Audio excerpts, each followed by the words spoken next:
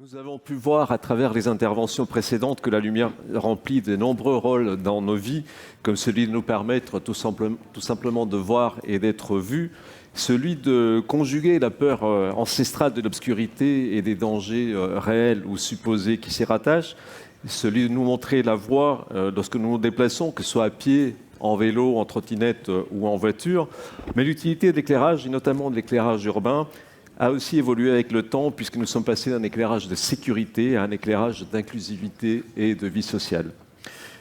Je vous propose maintenant d'aborder le sujet sous un autre angle, celui du rôle de la lumière dans la vie sociale. Et pour aborder les différentes facettes de cette thématique, nous avons la chance de pouvoir compter aujourd'hui sur la présence d'Audrey Morel, avocate associée au cabinet Inlo, de Claudine Bonny da Silva, adjointe au maire de Mulhouse, en charge des mobilités, des déplacements doux, de la circulation, de l'avarie et du stationnement. Khadija Tiganimine, sociologue des techniques, project manager engineering, il faut que je le dise en anglais ou en français, mélanger les deux, c'est pas bien, chez Omexom, donc Citeos, pardon. Citeos. Et Christophe Ocanadel, concepteur lumière et fondateur et directeur général de l'agence Nocta Bene. J'allais dire Nota Bene, c'est Nocta Bene, sinon ça n'a aucun sens. Et alors ma première question sera pour vous, Audrey Morel, concernant l'éclairage public. Que dit la loi en matière d'éclairage public? Quelles sont les contraintes et les obligations qui s'imposent aux élus sur ce sujet? Alors, bonjour Ariel, bonjour à tous.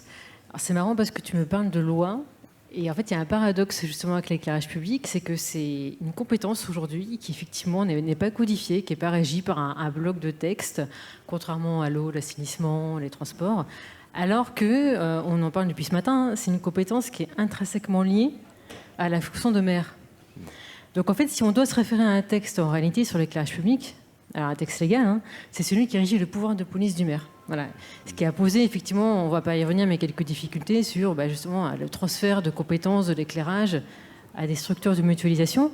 Et donc, du coup, quand on parle d'éclairage public, pour un maire, c'est un moyen lui permettant d'assurer la sécurité et la salubrité sur la voie publique. Alors, juste, je voudrais m'assurer qu'on entende bien partout. Est-ce qu'on entend bien au fond? Ça va? Parce que oui, parfait, super. J'aime bien les pouces levés.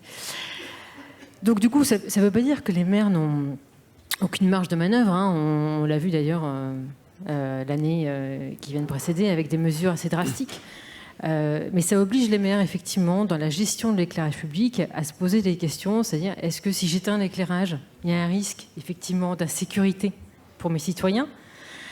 S'il y a un risque, effectivement, quelles sont les autres voies alternatives? Est-ce que je ne peux pas, effectivement, au lieu d'éteindre, passer à un éclairage automatique ou plutôt réduire l'intensité lumineuse?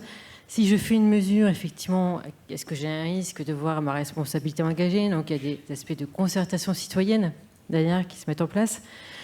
Donc, première, j'ai envie de dire, devoir de vigilance des maires, c'est la sécurité des biens et des personnes, conjugué à la gestion de l'éclairage public. Voilà, ça c'est vraiment le gros volet qui nous occupe et qui est effectivement lié aujourd'hui à des contraintes économiques. Voilà, donc c'est assez difficile.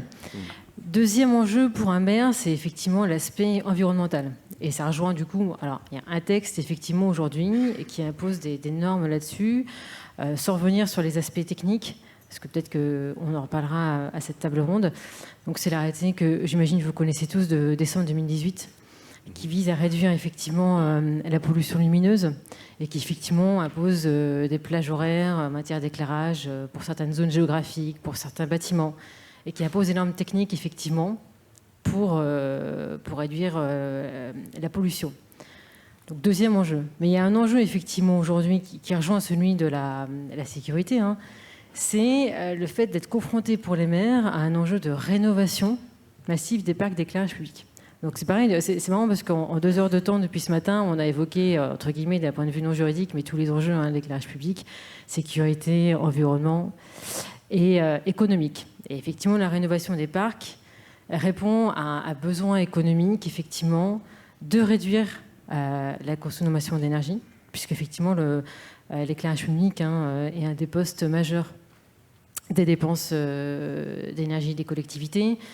Il y a un constat qui n'est pas nouveau, mais qui n'est pas encore résolu, c'est que les parcs d'éclairage sont majoritairement vétustes.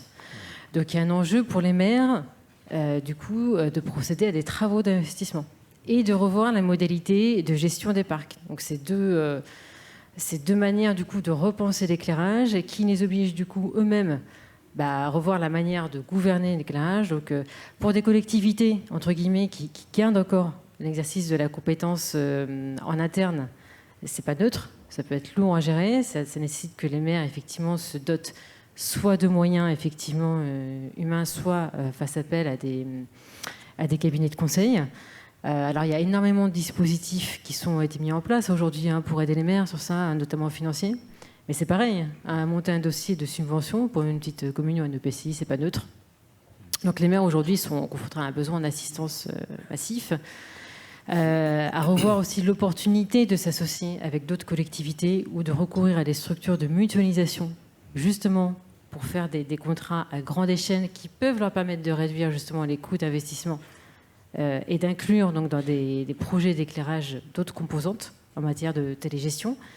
Et donc là, on rentre du coup dans des contraintes effectivement de gouvernance et de montage contractuel. Donc c'est pas forcément aussi évident pour toute collectivité de se dire bon, je passe d'un marché classique d'exploitation maintenance que j'avais depuis des années, que je passais moi-même, à un gros contrat effectivement d'investissement où je dois maintenant même revoir d'ailleurs la manière dont je dois gérer mon éclairage. Est-ce que je peux intégrer d'autres briques effectivement pour mes citoyens? Donc des montages globaux qui ne sont pas forcément maîtrisés pour les maires et les collectivités. Et donc de recourir à des structures de mutualisation d'achat ou de gestion de l'éclairage. Voilà. Christophe Canadel, à côté de la loi, il y a aussi le côté normatif qui impose des contraintes aux élus. Quelles sont ces principales contraintes, donc, côté normatif? Alors, la contrainte, déjà, c'est les entrechocs déjà qu'on peut constater entre l'aspect légal, on parlait de décret, Audrey nous parlait de ce fameux décret de 2018, des normes qui sont applicables mais qui ne sont pas réellement obligatoires. Donc, en fait, il y a une espèce de millimélo savamment orchestré ou pas, souvent pas, mais qui nous amène à nous questionner sur d'autres sujets que la norme en elle-même. La norme vient en fait nous aider à construire et à justifier une action dans le paysage urbain. Le N13201, que tout le monde connaît, je pense, dans cette salle, le N13201, norme d'origine européenne, application française, donc NFEN 13201, qui définit les classes d'éclairage et les niveaux d'éclairement, suivant des concepts d'éclairement ou de luminance. Elle va nous amener à pouvoir hiérarchiser et faire des propositions d'aménagement en termes de lumière, quantité de lumière. Je ne vais pas trop rentrer dans le jargon, ce n'est pas forcément l'objet, mais en fait, on va cadrer de façon à pouvoir avoir des dispositions de mise en œuvre d'une rénovation lors d'un contrat de gestion globale. On va parler de la ville de Mulhouse tout après, mais ça va nous servir également de béquille d'un point de vue juridique en cas d'accident, par exemple. Comment va-t-on justifier que les actions que nous avons entreprises soient les bonnes? Donc la norme va nous servir à cet effet en particulier, et elle va nous servir également pour établir un dialogue et qui soit intelligible entre nous et les différents acteurs de la profession. Les bureaux d'études en premier lieu, la compréhension de ces objectifs avec nos élus référents, et ensuite les partenaires fabricants, installateurs, avec qui nous devons avoir des cahiers des charges précis de manière à évoluer dans le meilleur des sens. Et ces normes aussi vont nous aider à construire quelque chose de solide d'un point de vue budgétaire, financier, pour vraiment cadrer et englober toutes les problématiques d'un contrat de gestion globale en particulier qui fait l'objet de la plupart des grosses rénovations de villes en France aujourd'hui. Khadija Tiganouine, en termes d'approche sociologique de l'éclairage, qu'est-ce qu'on peut faire à la lumière? Quelle ambition on peut avoir sur ce plan-là? Oui, bonjour à toutes et à tous. Déjà, je m'excuse d'avoir la voix un peu nasillarde. L'approche sociologique, elle est complètement à propos, puisque l'éclairage a connu une évolution assez intéressante et des paradigmes assez différents. Donc, elle est passée d'un éclairage fonctionnel à un éclairage plutôt identitaire. Donc, on aborde là des sujets plus en lien avec la sécurité, la question énergétique liée au coût et donc à l'économique. Et enfin, le sujet environnemental avec ce qu'on appelle aujourd'hui la sobriété énergétique. Et puis, on a notamment assisté à ce qu'on appelle l'avènement du smart lighting au travers des smart cities. Et par le biais des smart cities, avec bien sûr toutes les critiques dont on peut l'affubler, on a vu apparaître en fait l'introduction du citoyen par le smart, donc par la télégestion, par des outils qui permettent notamment à l'usager d'agir sur la lumière, ou par le biais des applications citoyennes en lien avec tous les systèmes interconnectés, donc l'IoT qui compose ces territoires instrumentés. Donc une approche par l'usage et par l'usager. Donc l'approche sociologique, elle est intéressante puisqu'elle permet de, disons, aborder le sujet avec une lecture plus systémique et de ne pas justement considérer les éléments de manière décilotée. Et tout à l'heure, ça a été abordé lors de la conférence ou la table ronde précédente. Donc on s'aperçoit qu'en fait, l'introduction aussi des plateformes a induit une vraie question organisationnelle, à savoir réinterroger le rôle de chacun, participer aussi à la montée en compétences, ou du moins insister sur la montée en compétences des services, parce qu'on peut se retrouver aussi dépossédé. Il y a des vrais enjeux humains, des enjeux aussi qui sont liés aux habitudes de travail, aux habitudes culturelles des parties prenantes. Donc en effet, l'approche sociologique, elle est totalement à propos. Je dirais même que c'est la technologie qui nous a un peu réhabilités dans un monde où effectivement la lecture technocentrée a prédominé pendant des années. Donc nous, chez Citeos, on a à cœur justement d'avoir des gens qui sont issus des sciences sociales. Ça paraît un peu bizarre, mais en même temps complètement à propos, puisque on n'interroge pas seulement en fait la question de l'éclairage sous son prisme technique, même si on l'a fait pendant longtemps. Hein. Bien sûr, on reconnaît avoir été aussi très techniciste, et c'était c'est l'eau de la plupart des majors. Mais avec le temps, on s'est aperçu effectivement qu'il fallait aussi avoir une lecture au niveau des usages. Et donc, on le fait au travers de nos propositions. Et on a notamment aussi des outils qui vont venir, donc, comme je vous disais, permettre aux citoyens d'agir directement sur la lumière. Pour ne pas le citer, enfin si je peux citer, je pense, un exemple d'un outil qui s'appelle Luxium, donc, qui est porté par une de nos entreprises et qui permet aux citoyens, au travers d'un QR code, d'agir sur la lumière. Et bien sûr, tout est cadré parce que on ne considère pas qu'il faille justement permettre à tout à chacun en fait d'avoir un pouvoir sur la lumière, mais donner aussi cette confiance à l'usager. C'est ça aussi, c'est le responsabiliser. Et puis on y reviendra plus tard, je pense, sur la question de la sobriété énergétique. Elle ne fait pas sens à tout le monde, donc il y a un besoin aussi d'embarquer les gens et d'être dans une lecture aussi pédagogique, si on veut vraiment faire sens.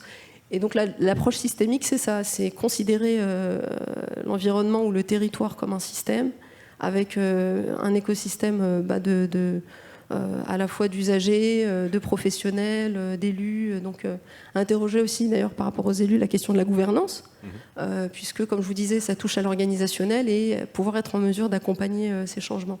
Et donc oui, l'approche sociologique, elle est complètement en phase avec ces nouvelles évolutions.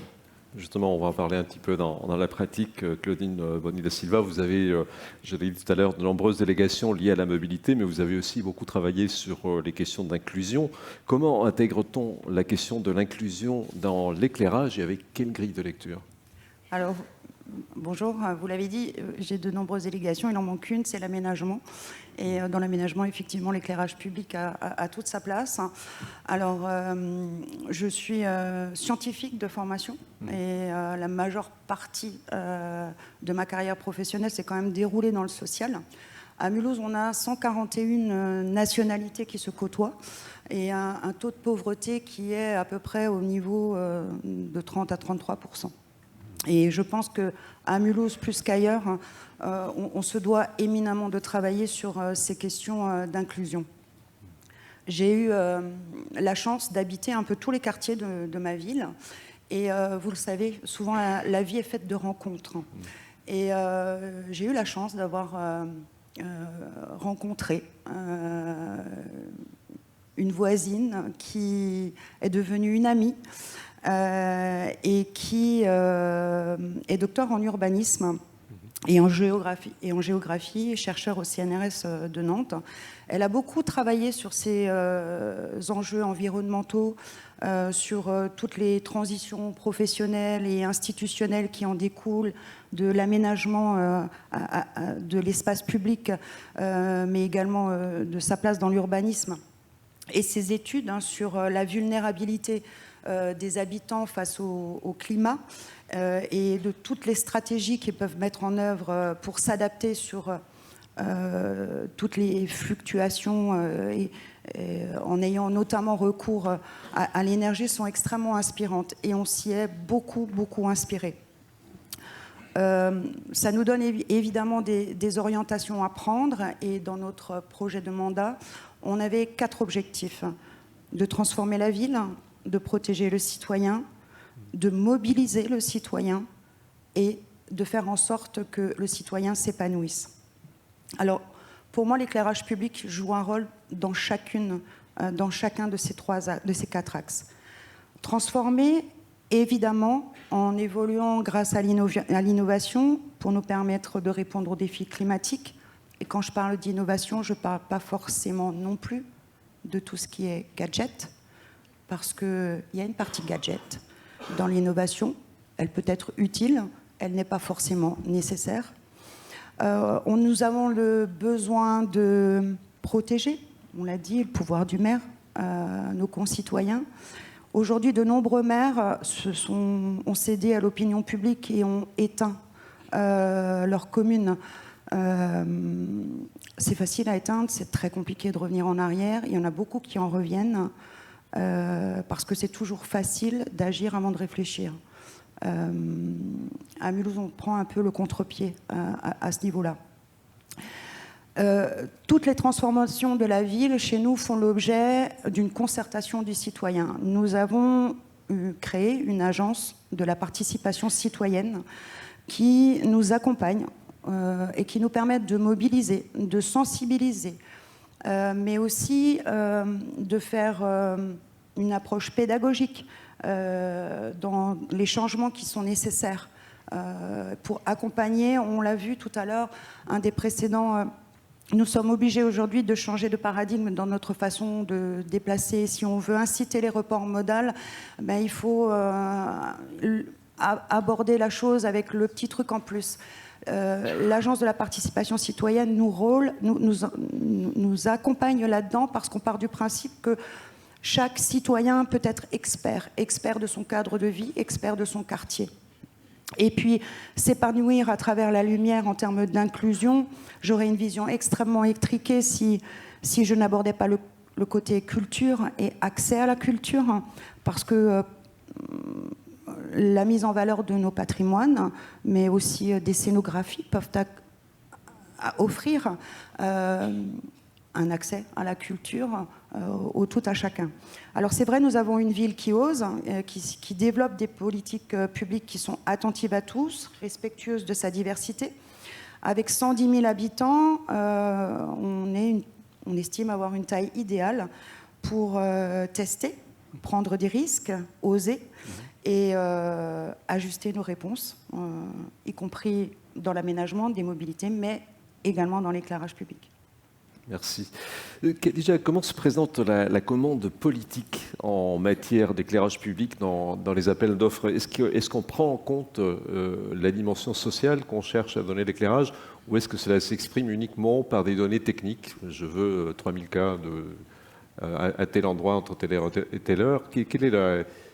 Comment ça se manifeste en fait? Oui, c'est vrai qu'on a déploré pendant quelques années l'absence justement de cette vision intégrée et sociale.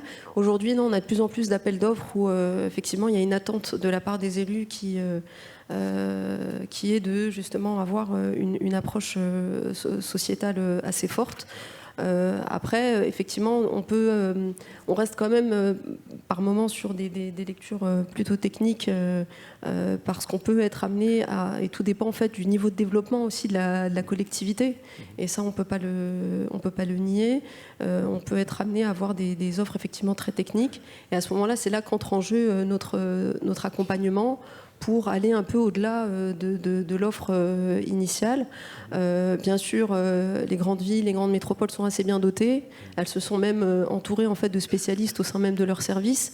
Donc effectivement, on retrouve des appels d'offres où c'est beaucoup plus... la lecture est beaucoup moins centrée sur les approches technico-techniques. Mais quand il y a des enjeux, on va dire, d'extinction et qu'il faut, par exemple, expliquer en fait, au commun des mortels, là, effectivement, les collectivités prennent à bras-le-corps ce sujet parce que bon, très longtemps, on a été amené à éteindre sans prendre en considération les conséquences sur à la fois l'activité humaine, mais aussi la question des enjeux environnementaux. Et donc, au travers de ces différents sujets, donc la trame noire, etc., là, on essaie quand même d'avoir justement un appel d'offres où le pendant ou l'axe développement durable est un peu plus étayé. Après, nous, notre rôle, c'est aussi de pouvoir être entouré d'un écosystème de professionnels qui vont venir en fait appuyer notre démarche parce qu'on reste quand même des intégrateurs d'infrastructures à l'échelle des collectivités. On va avoir des personnes autour de nous qui vont, des concepteurs lumière, des personnes aussi qui font de l'urbanisme lumière et qui vont venir nous aider à avoir cette approche sociétale. Donc c'est le cas, je dirais. Mais on espère quand même que ça s'étende. Mais après, c'est la problématique des petites et moyennes villes qui peuvent être un peu moins dotées. Après, bon, il y a des acteurs comme les territoires d'énergie qui font aussi très bien leur travail d'embarquer aussi ces communes qui sont un peu moins développées sur ces sujets-là pour des raisons purement, j'allais dire, organisationnelles et pas de niveau intellectuel ou de compétence. C'est juste une question de moyens. Et parce que la complexité, je pense, de ces projets, elle réside dans ça, justement. C'est pas tant d'installer une infrastructure, même si, bien sûr, il faut savoir dimensionner le besoin et coller à un schéma, à un réseau, en fait, qui soit solide et robuste. Il faut aussi appréhender la complexité humaine et c'est là qu'il faut, justement, s'entourer des bons acteurs. Alors, Christophe, vous m'avez dit en préparant ces tables rondes que pour comprendre l'expression du besoin des collectivités locales, il fallait capter les métadonnées dans la tête des élus. Je trouvais ça assez intéressant. Est-ce qu'il est si difficile de formuler une attente sociétale ou culturelle, en fait une attente autre que technique ? Alors oui, l'expression, ça c'est toujours pour être un peu tendance par rapport au monde de la Smart City, hein, vous m'en excuserez. Métadonnées, oui, pourquoi ? Parce que je pense que les partenariats que nous tissons depuis des années avec les entreprises, les installateurs, les collectivités, visent à justement nous challenger pour apporter des solutions par rapport à une demande qui n'est pas toujours clairement définie. Je parlerai du cas de Mulhouse qui est assez intéressant, le fameux dialogue compétitif qui a initié toute cette démarche. Nous avons en fait eu peut-être 2-3 cahiers des charges au fur et à mesure. Je cite juste le contexte. Mulhouse, l'offre préliminaire, cahier des charges, a été envoyée, on était post-Covid, on venait de vivre une très grande souffrance post-confinement, on a commencé à travailler sur ce sujet. Offre préliminaire, on avait une certaine vision de notre proposition et est arrivée la guerre en Ukraine. Reclaque au niveau énergétique ce coup-là, où en fait on a eu vraiment 2 gros virages, 2 grosses baffes qui nous ont mis à reconsidérer l'offre. Nous, notre boulot, ça a été de chercher le petit pas de côté. C'est de se dire, parce qu'il y a aussi, on ne va pas cacher les choses, il y a une notion stratégique aussi derrière. C'est qu'est-ce qui va nous différencier, nous, dans notre offre, vis-à-vis de la concurrence qui va s'installer en face de nous. Donc le petit pas de côté pour nous, ça a été de revenir avec j'aimais beaucoup 2 choses que tu citais, Claudine. C'était déjà l'usage, les expertises d'usage, qui déclinent un petit peu plus aujourd'hui dans les pratiques d'éclairagistique, mais qu'on retrouve depuis assez longtemps dans la pratique de l'aménagement urbain. L'expertise d'usage qui est assez intéressant parce qu'on va, nous, avoir ce rôle d'éponge, c'est-à-dire d'aller capter les volontés, pas forcément les solutions, c'est là où j'en viens aux métadonnées. On va aller capter vraiment les volontés, les desiderata des différents individus, de l'habitant à l'élu. Ça, c'est important. On ne va pas leur demander de trouver les solutions, et ça, c'est le grand risque qu'on a dans la profession, c'est de tomber dans le copier-coller et puis dans des choses qui peuvent, excusez-moi du terme, mais devenir un peu kitsch. parce que on va vouloir prendre un risque, mais toujours en copiant sur la ville d'à côté. Ça, c'est le danger. Donc le but, notre rôle, ça va être vraiment d'aller chercher l'information, chercher la volonté et de le traduire, d'en avoir vraiment un langage particulier qui soit propre à la ville, avec notre métier qui est l'éclairage.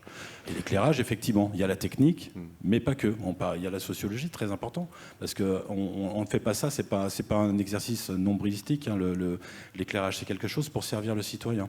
Donc on en revient à la notion de socio, effectivement, de savoir comment le message que je vais envoyer par une œuvre, par exemple artistique ou une installation d'éclairage dans un espace public, va être compris, va être accepté par le citoyen.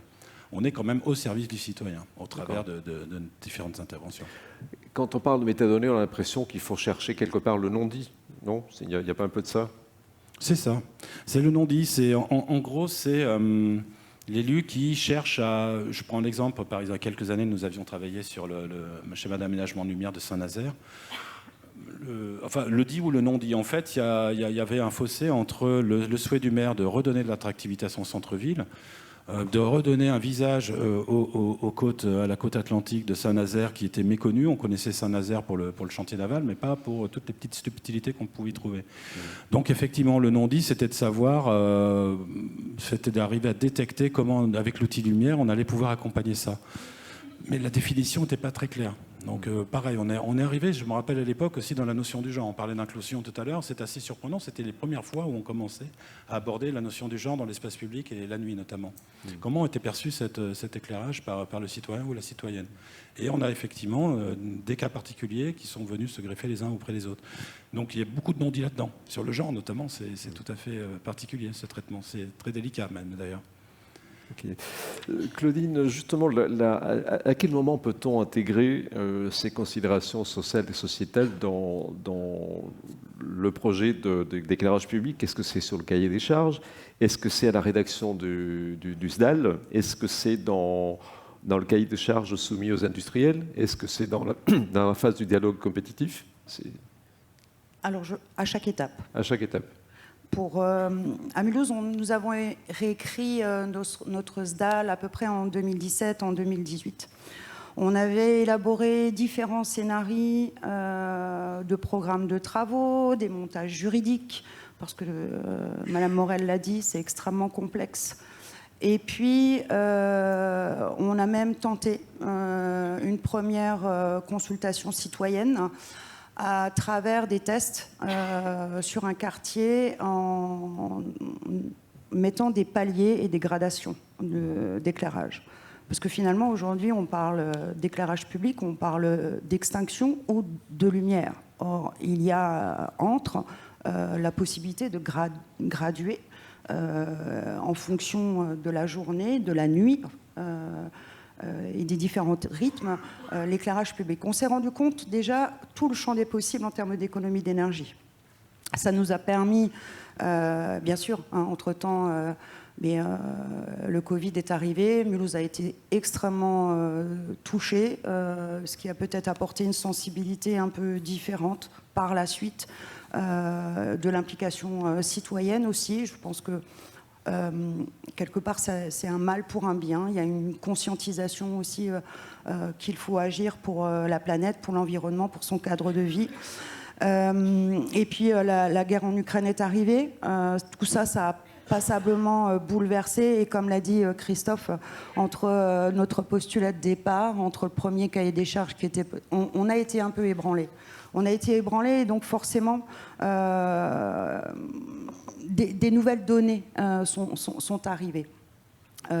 On a également été assisté et accompagné par un AMO, puisque tu m'as confié, tu peux être à la fois AMO aussi pour une collectivité et concourir de l'autre côté. Et c'est là où c'est extrêmement intéressant parce qu'on a eu quelqu'un qui viendra devant vous demain, j'ai vu... Monsieur Ruffin, qui nous a accompagnés d'une manière absolument non seulement talentueuse, extrêmement précis, et pour un élu, c'était bien de pouvoir s'affranchir aussi de l'aspect technique, de pouvoir se reposer sur autre chose. Mais ces enjeux sociaux et sociétaux, évidemment, ça nous a permis de nous fixer des objectifs à atteindre. la frugalité énergétique, pour réduire nos dépenses de fonctionnement. Ce qu'on dit rarement, c'est pour une collectivité, c'est relativement facile d'investir. Parce qu'on l'a dit tout à l'heure, il y a des aides, on peut mobiliser le fonds vert, on peut aller chercher des subventions. Et c'est toujours sain pour une collectivité d'investir parce que c'est signe qu'elle est en route, qu'elle est en marche. Par contre, ce qu'on oublie souvent de dire, c'est que les collectivités ont signé un pacte de Cahors avec l'État dans lequel elles s'engagent à réduire leurs dépenses de fonctionnement. Et toute la complexité pour construire un cahier des charges sur ce type de contrat, ça va être le volet de maintenance, ce qu'il va coûter. Voilà. Et là, on ne peut pas décorréler l'un de l'autre. Imaginez juste que dans notre marché, on prévoit 70% d'économie d'énergie, ce qui représente à peu près 18 millions d'euros dans les 15 années à venir. En sachant qu'un point de fiscalité, 1% de fiscalité à Mulhouse, c'est 500 000 euros. Vous imaginez le nombre d'augmentations d'imposition qu'il aurait fallu effectuer rien que pour payer les factures d'énergie au moment où on demande, dans un contexte inflationniste, à nos concitoyens de faire attention aux dépenses, où on n'augmente pas les salaires, ben on aurait été juste irresponsable. Ensuite, on se doit de gérer une ville en bon père de famille. Ça, voilà. Ensuite, évidemment, le volet environnemental, sensibiliser à cette dimension-là. Après le Covid, effectivement, on a vu des nouvelles sensibilités écologiques apparaître, mais qui se cherchent encore, qui n'ont pas forcément toutes les données. Tout le monde sait qu'il faut faire quelque chose pour l'environnement, mais on ne sait pas toujours trop quoi faire.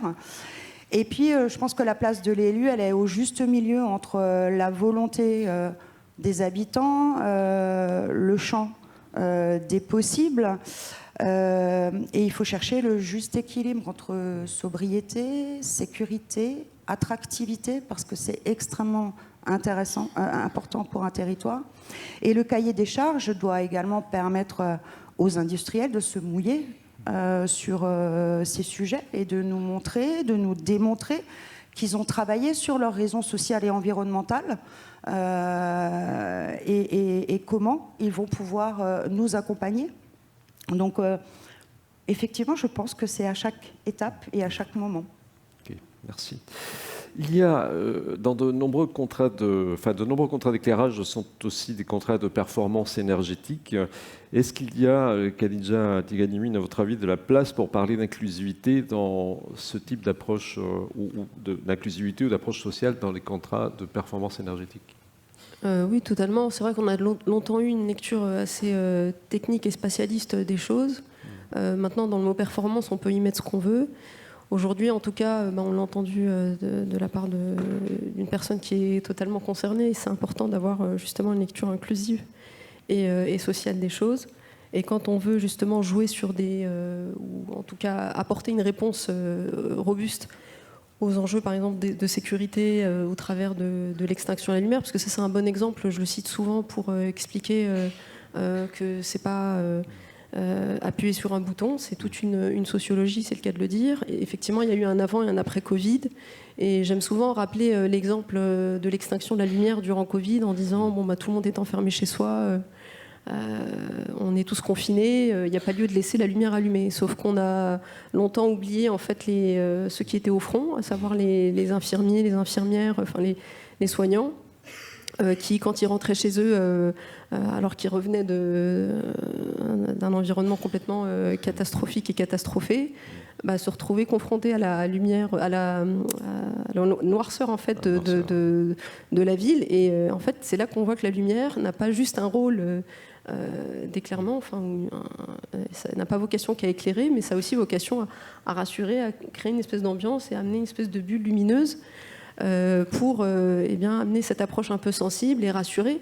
Après, bien sûr, effectivement, il faut tenir compte des enjeux de trame noire et de la biodiversité. Et là, en effet, il y a techniquement, je veux dire, il y a plein de choses qui existent, qui permettent de composer différemment. Donc, on peut soit faire de la détection de présence, soit réduire la lumière, soit aussi installer un éclairage qui va être un peu plus ambré, enfin des ampoules qui sont un peu plus ambrées. Donc c'est pas la technologie qui manque. Ce qui manque, c'est cette sophistication qu'on va apporter à l'étude du territoire. Donc ce qu'on fait, c'est qu'on va passer par des diagnostics, donc des diagnostics qu'on menait peut-être avant sous le prisme plutôt technique. Mais aujourd'hui, un diagnostic, c'est aussi un diagnostic à l'échelle des gens qui composent ce territoire, des catégories socio-professionnelles, de comprendre en fait comment un territoire vit, quelle saisonnalité il a, quelle temporalité il a. Et ça, c'est au travers de l'étude sur le terrain de personnes donc, qui en font l'analyse. Des enquêtes aussi, quand on a la possibilité de le faire. Donc interroger les gens par catégorie socio-professionnelle, comme je disais, par sexe, par âge. Et tout ça nous renseigne sur la possibilité d'avoir cette inclusivité des citoyens. Et c'est important de les embarquer puisque le contexte inflationniste, en effet, il touche tout le monde. Il touche aussi l'usager. Et donc l'usager, même dans sa facture électrique, même s'il n'est pas... Enfin, il n'y a pas un lien direct entre l'éclairage public et ce qui se passe dans son foyer, il va développer cette sensibilité.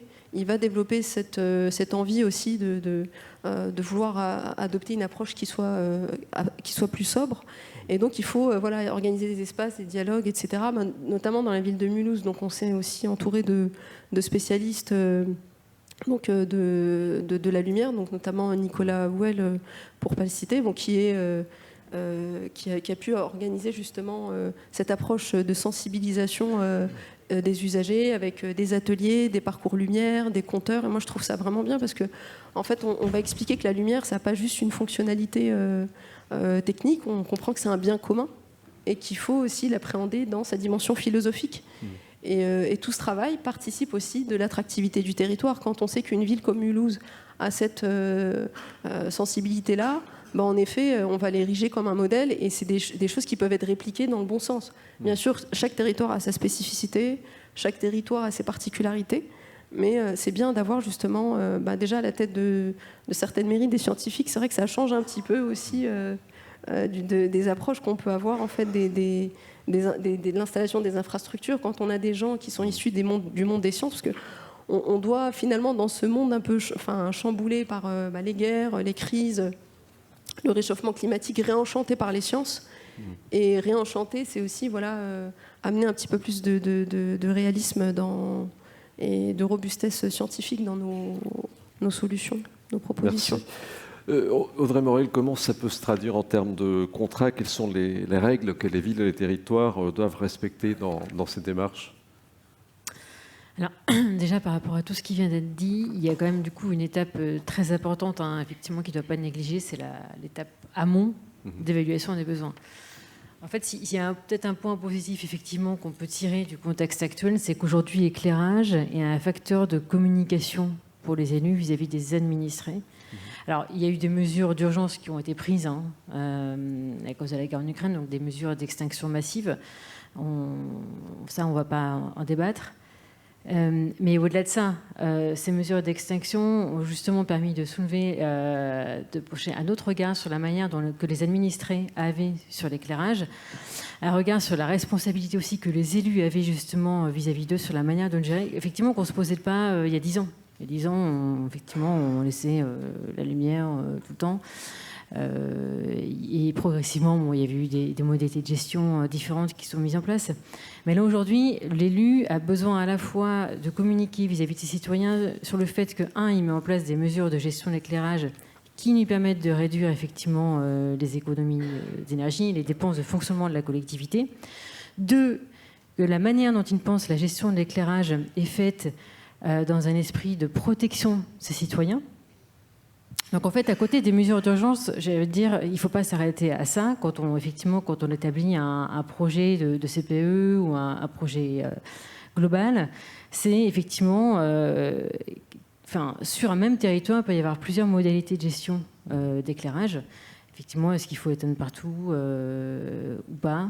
Est-ce que dans certaines zones, effectivement, il y a d'autres modalités de gestion à mettre en place? La concertation, effectivement, citoyenne, du coup, est un préalable indispensable pour s'assurer que le projet que, du coup, derrière, je vais contractualiser, répond bien aux attentes des citoyens et, du coup, va engendrer une certaine satisfaction politique.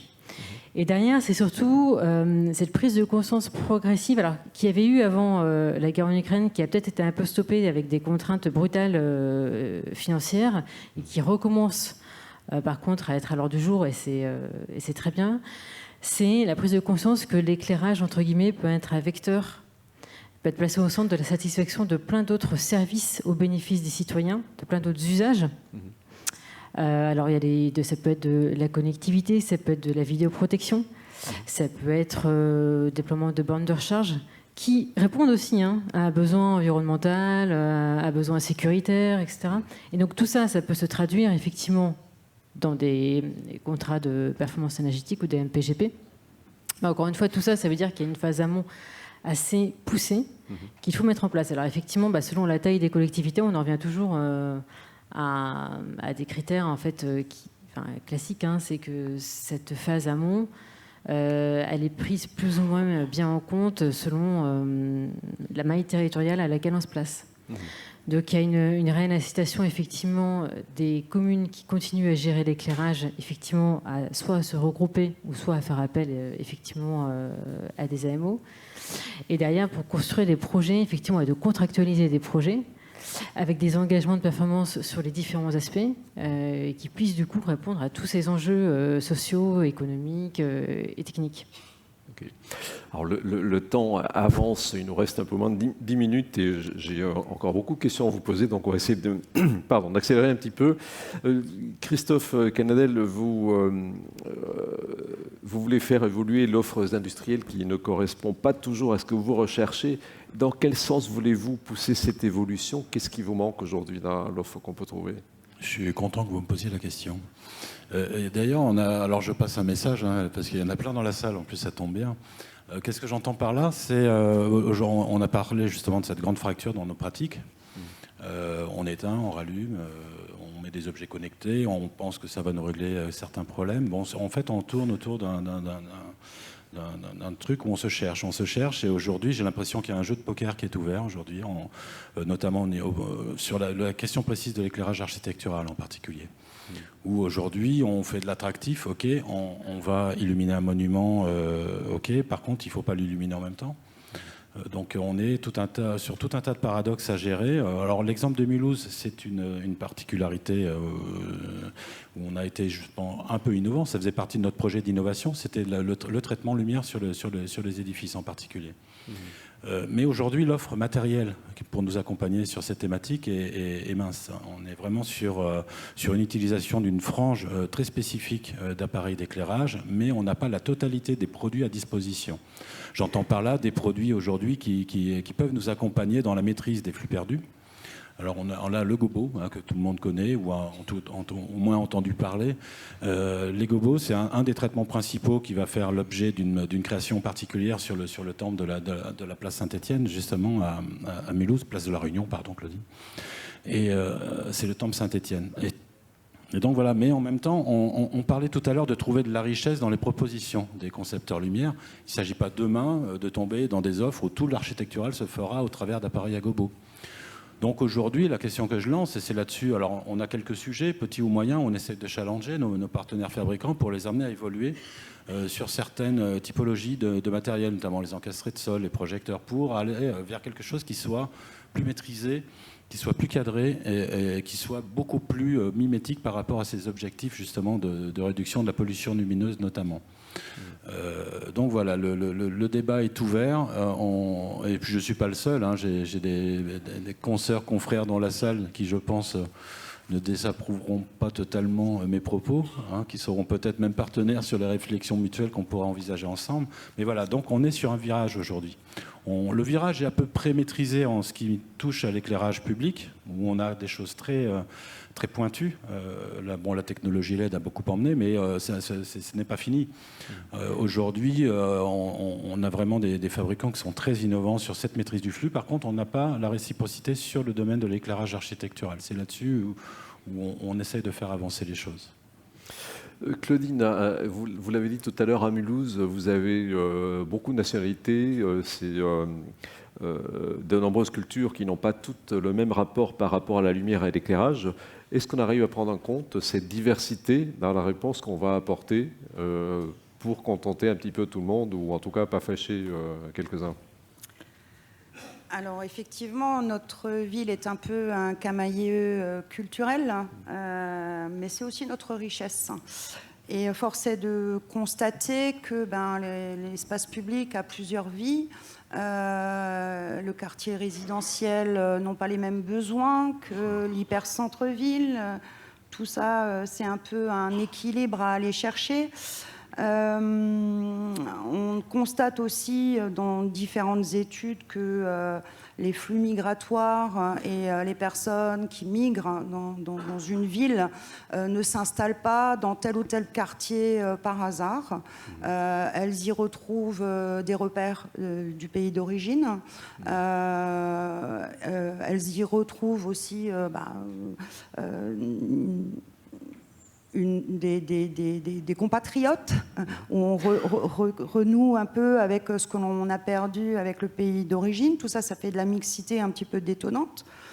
Mais la concertation, elle doit nous permettre d'apporter certaines réponses sur les usages, sur la façon dont on vit, dont on s'approprie l'espace public, mais aussi et surtout de sensibiliser le citoyen à l'espace privé, parce que finalement, on agit que sur une infime partie quand on agit sur le domaine public.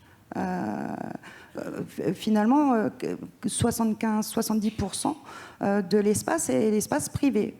Et donc, il faut aller chercher le citoyen aussi pour qu'il fasse avec nous des efforts. Faut quand même se rendre compte que l'éclairage public, c'est pas très sexy, hein. C'est pas, voilà, c'est technique, on n'aborde pas ça comme ça en claquant des doigts. On vous dit pas, allez, venez, on va vous parler d'éclairage public. Oh, ça passionne pas les foules, hein. Pour ça, on a quand même des gens. Non, mais c'est vrai. Enfin, voilà, tout le monde vous dit, il faut éteindre, faire des économies. Oh, d'accord. J'éteins. Mais il faut rallumer, on n'y voit rien.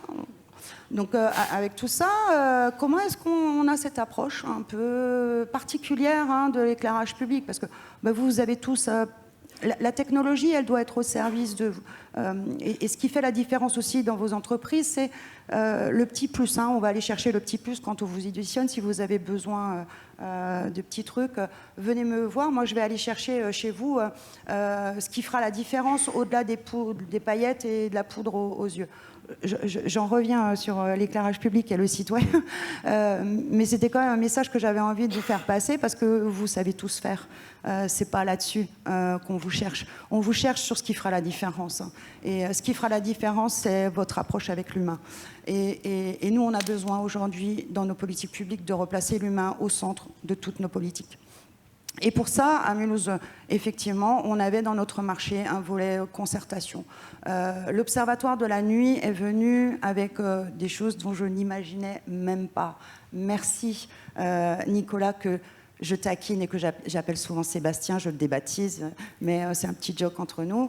On a fixé différents ateliers. Le premier, a eu lieu en octobre. On recrute des ambassadeurs de la nuit. On part du principe que chaque citoyen est expert sur son lieu de vie. On veut faire de chaque citoyen des passeurs de lumière pour avoir une lueur d'espoir pour notre planète. On aura un deuxième atelier participatif dans les jours qui viennent, où on va déambuler dans la ville pour aussi susciter l'attention des autres citoyens, de se dire il y a des gens qui se promènent la nuit comme ça, bah oui, on veut agir sur l'espace public, venez, on va vous expliquer ce que vous pouvez faire dans l'espace privé. Et puis on aura d'autres ateliers aussi parce qu'on veut mettre en valeur notre patrimoine et notre culture. Ils vont être concertés sur certains circuits. Et à la fin, et tout à la fin, on ira vers les commerçants, parce qu'aujourd'hui, leurs enseignes lumineuses nous polluent la ville, contribuent aussi à ces pollutions nocturnes. Le maire de Mulhouse n'a pas souhaité prendre un arrêté pour leur demander d'éteindre. On part du principe que quand ils auront eu une année d'exercice et de facture énergétique, ils en viendront peut-être tout seuls. Ça leur viendra peut-être tout seul à l'esprit de se dire on éteint, on va faire des économies. Et donc on a plutôt envie de construire ça à Vert. Donc pour finir ma réponse à cette question, elle n'est pas tranchée, hein. Mais en tant qu'élu, nous, on a le devoir d'être le garant d'une équité de traitement territorial, tant sur la lumière que sur les autres sujets sociétaux. Et on verra bien où la concertation va nous mener. Et on fera en sorte que ce soit pour le plus grand nombre, le plus juste possible. Mais on ira au plus loin que l'on peut aller. Merci. Dernière question, Audrey Morel, super courte, et réponse super courte parce qu'on arrive au terme. L'extinction nocturne, on en a parlé. Que dit la loi à ce sujet? Est-ce qu'il y a des limites? Alors, la loi ne régit pas l'extinction nocturne, puisque, encore une fois, l'éclairage étant inhérent au pouvoir de police du maire, chaque maire, entre guillemets, sur son territoire, fait ce qu'il veut. Alors, quand je dis fait ce qu'il veut, tout est relatif. Encore une fois, c'est dans les limites de garantir la sécurité publique et de ne pas avoir sa responsabilité engagée. Donc, encore une fois, la concertation peut être un vecteur, effectivement, pour garantir cette efficacité. Concrètement, quand on fait un benchmark, tous les maires n'ont pas fait une concertation citoyenne avant d'éteindre la lumière. Bon, après, ils ont fait aussi peut-être des études avec leurs AMO. Mais il y a eu quand même cette prise de conscience, effectivement, jusqu'où un maire peut aller. Il y a eu des questions ministérielles. L'objectif, c'est que, effectivement, sans que ce soit réglementé, et tout en préservant le pouvoir de police du maire, il faut quand même que les mesures qui soient faites, soit en termes d'extinction, soit en termes de diminution de l'éclairage, et peu importe, entre guillemets, la solution technique retenue, soit de nature, effectivement, à limiter le risque d'insécurité. Mais il n'y a pas de loi. Et le gouvernement, encore une fois, ne peut pas se substituer au maire pour ça. Il peut être incitatif et fixer des objectifs d'économie d'énergie, des objectifs effectivement environnementaux. Il va mettre en place des dispositifs financiers, éventuellement d'ailleurs pour faire des remèdes à l'extinction massive, mais il ne va pas se substituer au maire. Par contre, il faut juste que les maires soient conscients du fait que l'extinction n'est pas une fin en soi pour faire face à la contrainte, à la crise financière, hein. Et que derrière ça, s'il n'y a pas une volonté derrière de rénovation globale, hein, du parc d'éclairage, le sujet financier, de toute façon, restera et ne diminuera pas. Bien, merci pour cette réponse. J'aurais encore plein de questions à vous poser, mais je vais partager peut-être un peu le micro avec le public. Je suis sûr qu'ils en ont plein aussi. Alors, est-ce que vous avez, mesdames et messieurs, des questions pour nos intervenants? Alors, si la régie peut éclairer un tout petit peu plus la salle, que ça, on verra les mains se lever. Alors, non, il n'y en a pas. Alors, je vais peut-être en profiter pour en poser une de monsieur là-bas. Alors, on va vous apporter un micro. Alors, si vous voulez bien vous présenter en posant votre question. Voilà. Bonjour, Florent Mortel, je suis de la Fédération départementale de l'énergie de la Somme. Je suis responsable de l'éclairage public là-bas. Et je rebondis tout de suite sur la dernière intervention.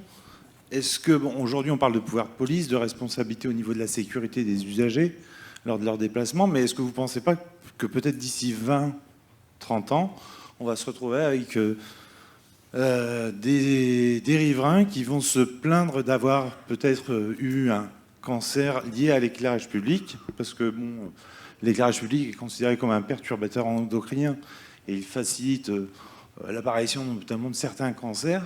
Du coup, est-ce que ils vont pas porter plainte contre les maires? Non, mais par rapport au risque d'accident, ça pourrait être aussi, du coup, une déviance qui pourrait apparaître. Oui, potentiellement. Après, pouvoir de police du maire, concrètement, c'est vraiment la sécurité sur la voie publique. Okay, donc c'est ça son objectif premier, c'est de faire en sorte que la gestion de son éclairage, entre guillemets, n'induise pas effectivement des risques de vol massif ou d'agression, etc. C'est pas, en revanche, sa responsabilité première, entre guillemets, de prévenir effectivement le risque de cancer qui doit s'inscrire par contre dans une politique plus globale, hein, je pense éventuellement au niveau national, en revanche, hein, de la manière dont effectivement l'éclairage peut être un facteur nocif pour la santé des citoyens.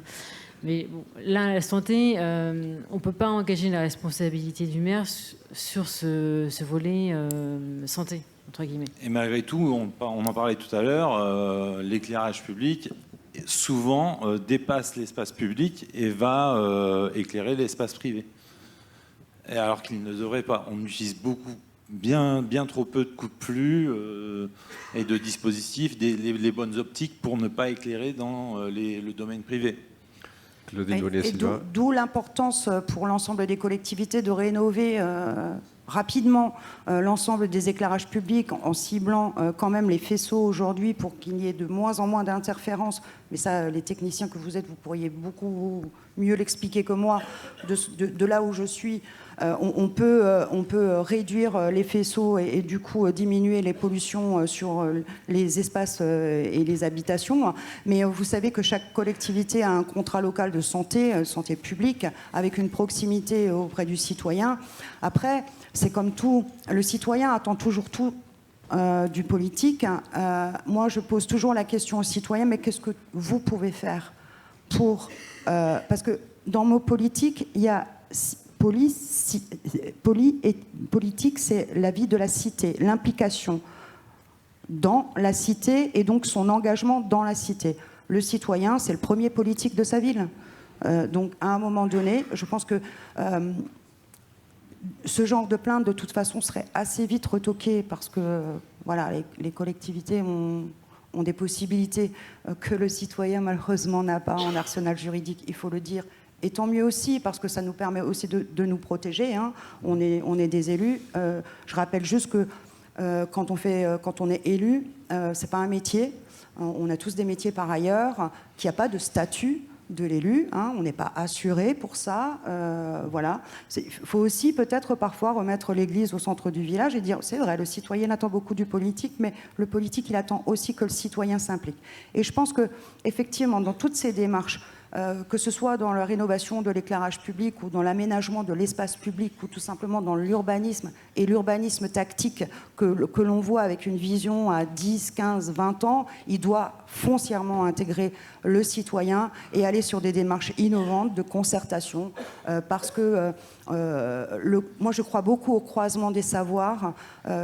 On est tous des sachants dans notre domaine, mais croisons nos savoirs et faisons en sorte qu'avec ces savoirs démultipliés, on le mette au service d'eux et au service de l'intérêt général. Khadija, un complément de réponse. Juste pour souscrire aux propos de Madame Bonnie da Silva, pardon.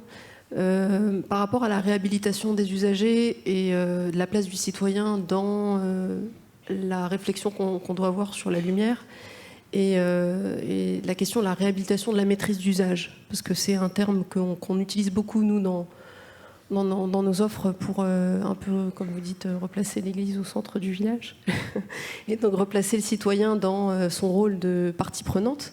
Et la maîtrise d'usage, qu'est-ce que c'est ? C'est octroyer un pouvoir aux citoyens. Donc la question de l'empowerment, c'est assez déterminant.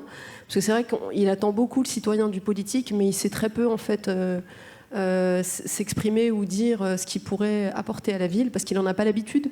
Du coup, c'est important d'avoir ce triptyque en tête, donc maîtrise d'œuvre, qui est bien souvent celui qui va répondre à la demande de la ville, la maîtrise d'ouvrage, donc la collectivité qui incarne son rôle de